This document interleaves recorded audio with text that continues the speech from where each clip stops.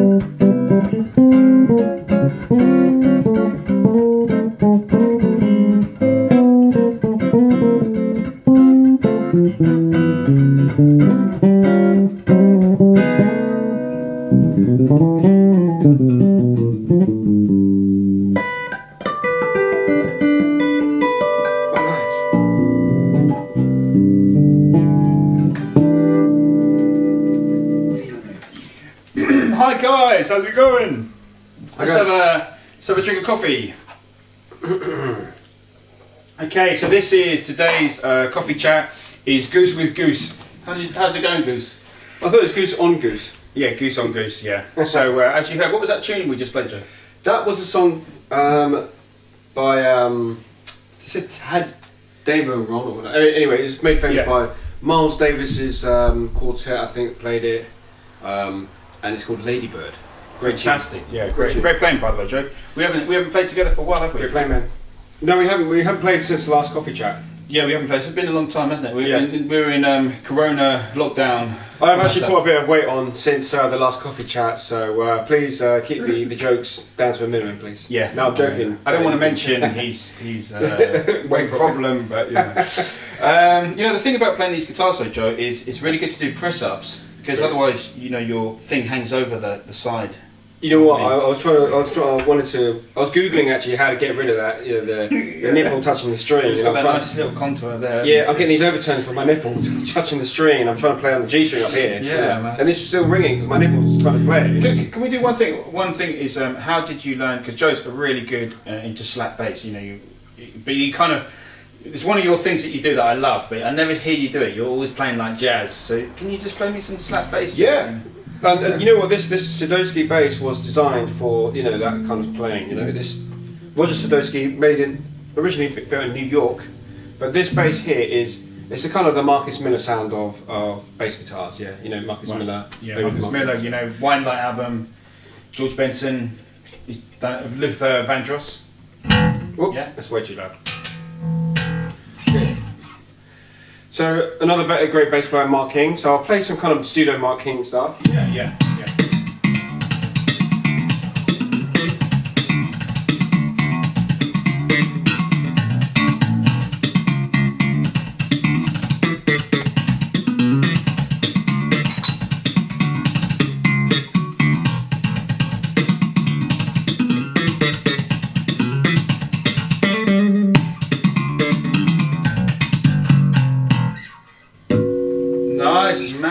What's that one we used to do? Was that? We just used to make it up, didn't we? We just used to jam and meet.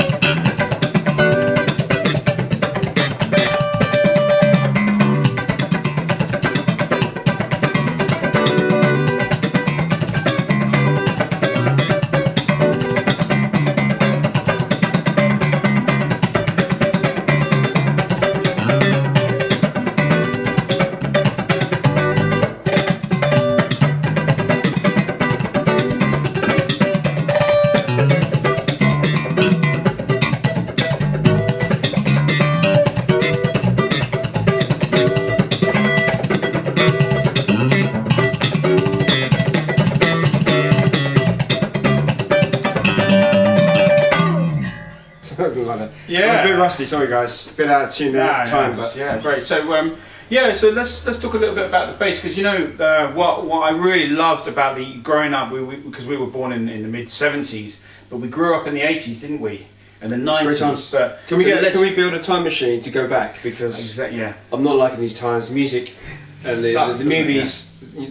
I can't watch movies of today. They're just terrible. They're terrible remakes. There's a few good. I mean, there's good music on the fringes. On the fringe, there's some good music, but the difference between now and before. The pop music though. The pop music was like all music.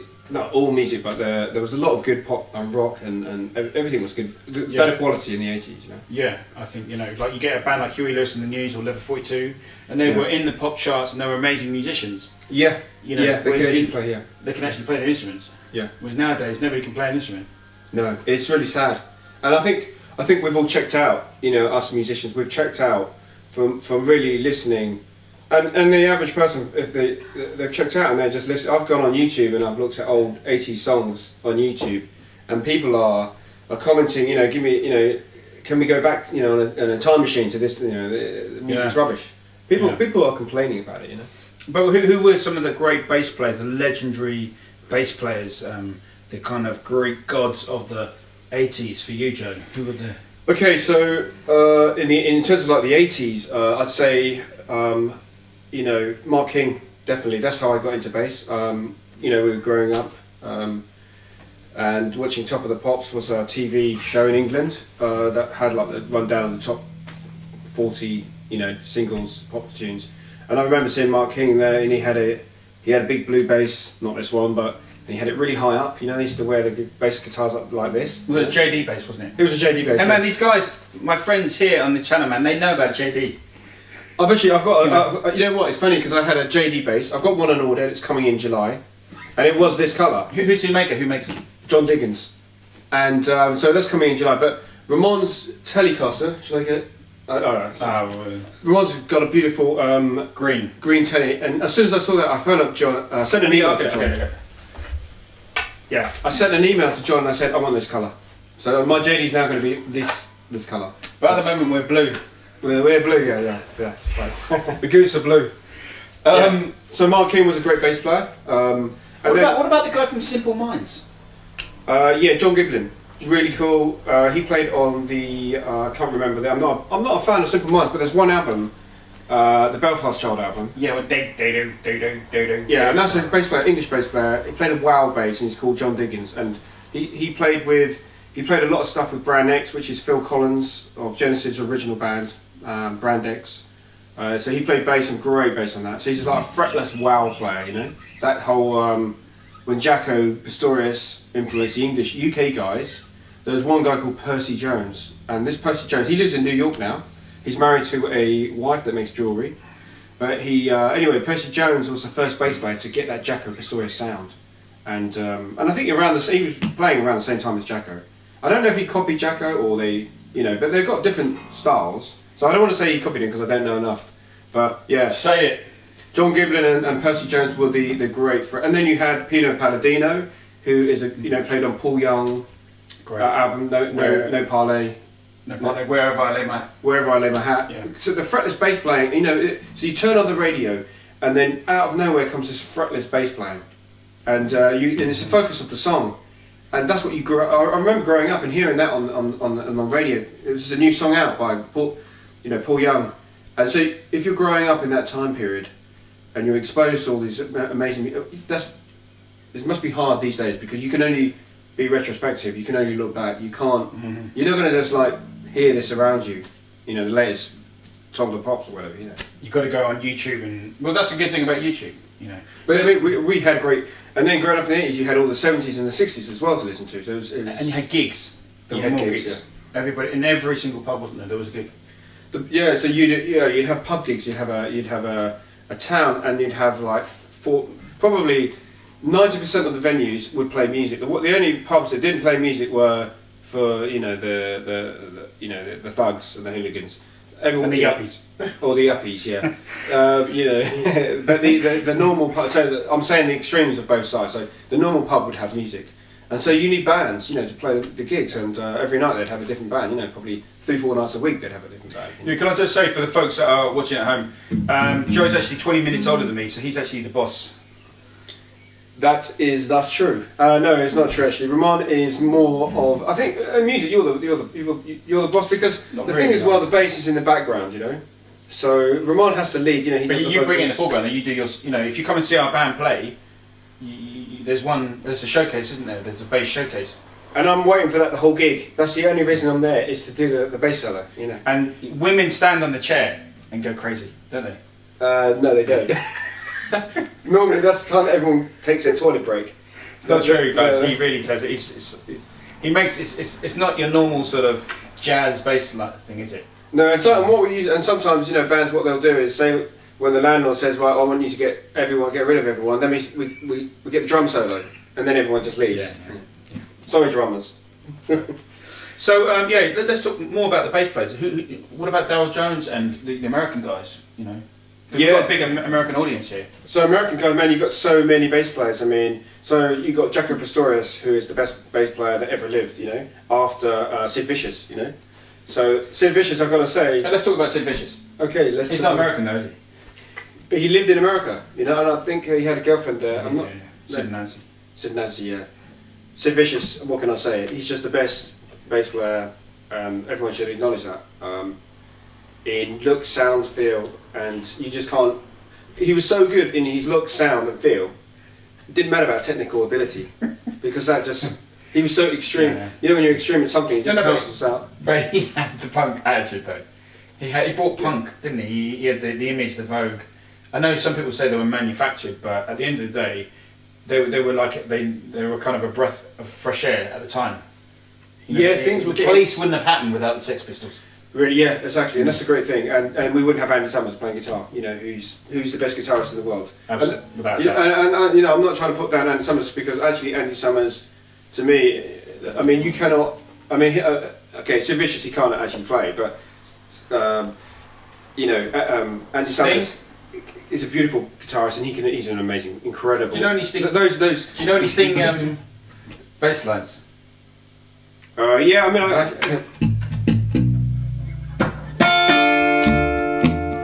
but that's all I know. It's just this. Oh right, okay. That's the wrong key, isn't it? Anyway, Sting again. I love Sting. Sting's a great bass player. A really cool bass player, and I love to listen. I mean, I can't play any of his songs, but I love listening to his bass playing. Back to the question. American bass players. So you got the best.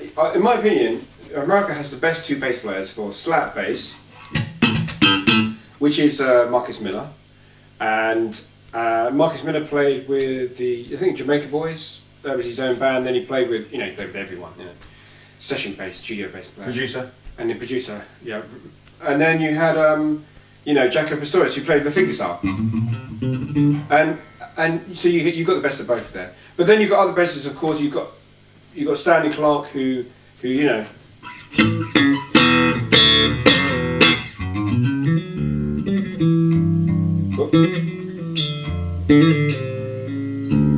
and something like that. I haven't played it for a while, but Stanley Clarke, amazing bass player. I love his albums are so musical as well. Yeah. So you got Stanley Clarke, and then where do you want to go from there? I mean, you got Darryl Jones. Darryl Jones, yeah, amazing. He's one of my favorite. the Bring On the Night with Sting. I love Dale Jones is playing there. What about who's the guy that replaced Jaco in Weather Report?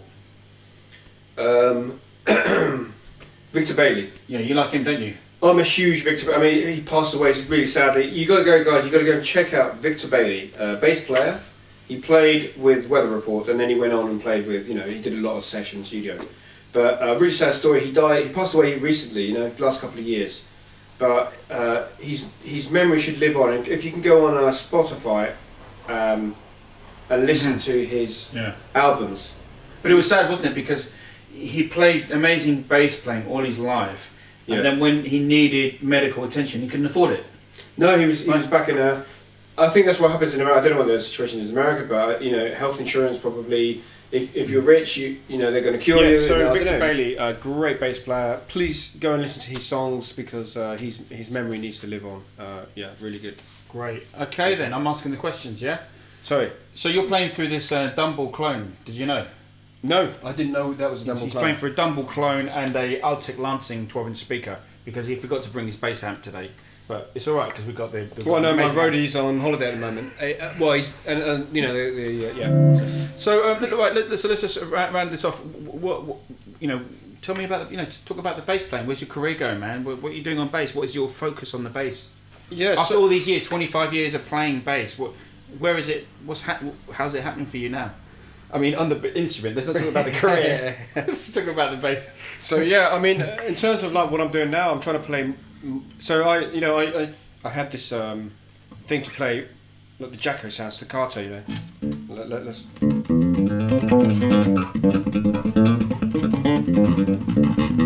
So you got that staccato thing. Yeah. And I do that for this kind of fusiony rock thing. But now as you get older, you want to play. I think anyway, I want to play more melodic and slower because, like for example, when I was younger, I wanted to be the fastest bass player on the planet and the most technical, and have the most strings. Is it, the Buddha, the Bill Dickens. Yeah, I used to love the Buddha bass. Bill Dickens. Yeah. We used to watch the video, didn't we? Yeah. With the drummer with the double bass pedal. Yeah. Great. I think it's a great guitarist as well. Great guitar player. Yeah. But now I want to play very, very melodic and with hardly any technique. So I've actually changed the way I play here. So I used to play kind of at the bridge here, for soloing. But now I've moved my hand kind of here. Demonstrate something. Yeah. So turn it up a little bit. So say if I'm playing play over one chord. What chord? Give me a chord. Let's say G. G minor. G Dorian. G Dorian. Okay, let's go.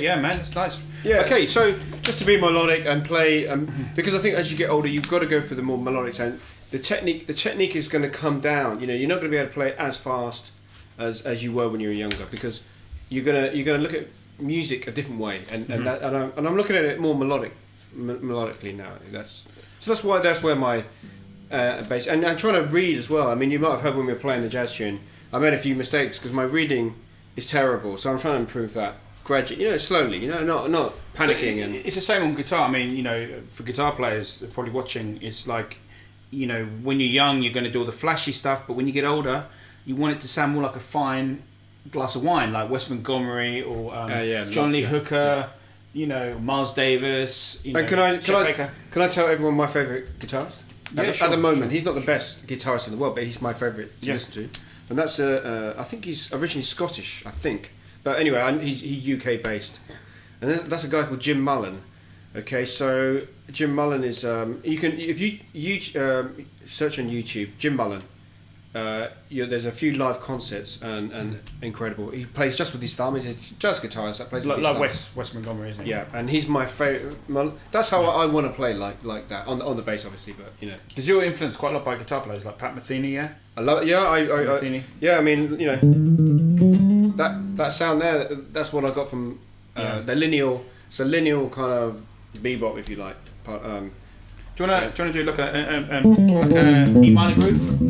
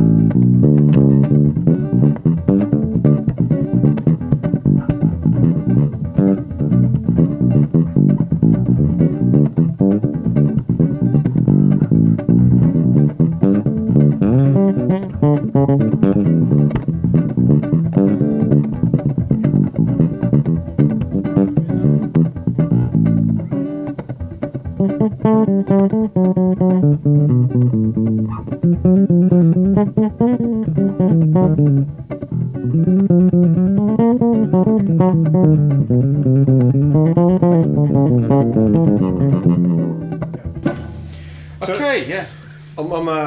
Because I don't play so much, so. And what we do in the coffee chat, if you don't know, Joe might not know this, but we just keep the camera rolling. So all your mistakes are going to be in this video.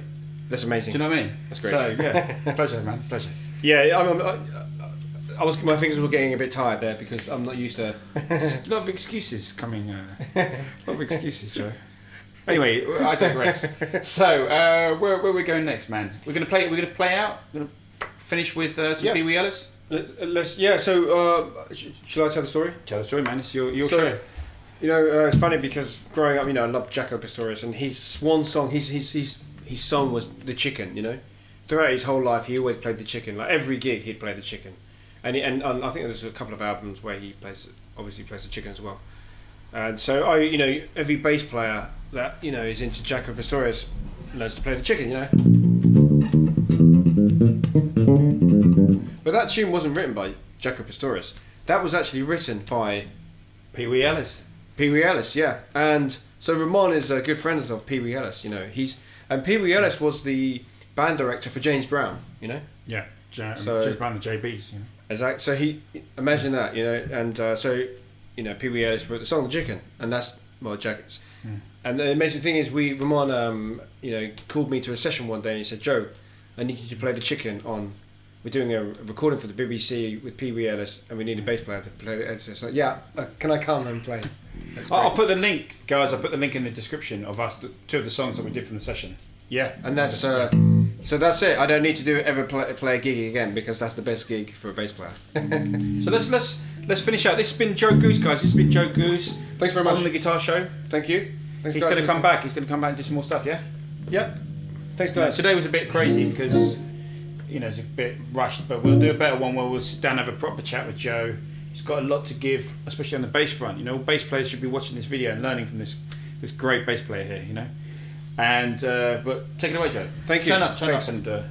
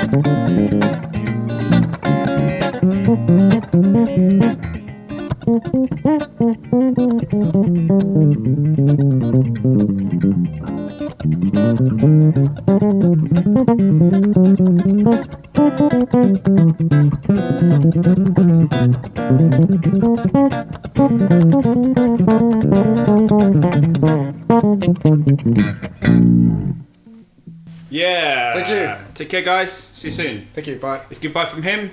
And it's goodbye from him.